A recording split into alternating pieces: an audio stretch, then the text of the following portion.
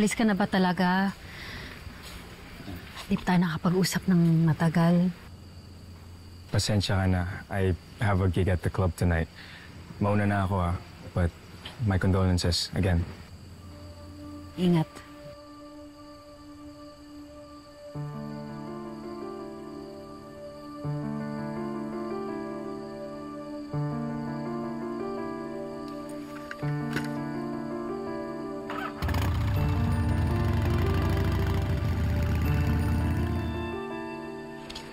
Thank you.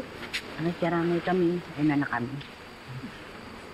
Ate Celia, maraming salamat po Hindi ko na po kayo ihahatid. Sama po daw kasi yun.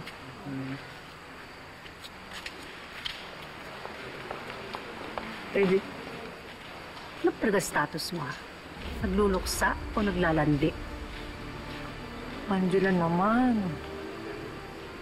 Ano bang pinagsasabi mo Huwag naman ngayon. Pagod ako. Wala akong oras para makapag-away sa'yo. Tsaka na. Sugutin mo yung tanong ko. May bala ka bang agawin sa akin si Drew, Ano ba? Nasasaktan ako Alam mo ikaw, Angela, amang hinala ka. Kakamatay lang ni tatay, Nagluluksa pa tayo.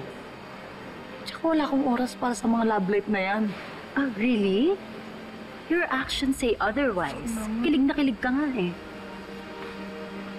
Bahala ka. Sabihin mo kung anong gusto mo sabihin. What's going on? Kwento mo yan Itong si Ikit, tinatanong ko lang naman ng maayos kung gaano na sila ka-close ni Drew. Bigla akong tinarayan. Uy. Ano ka ba naman, Ikit? Hindi ka ba nahihiya?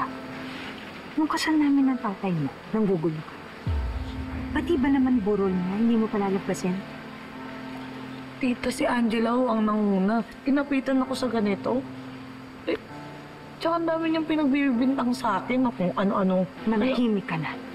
Sumasagot ka pa. Respetuhin mo naman ang bangkay at kaluluwa.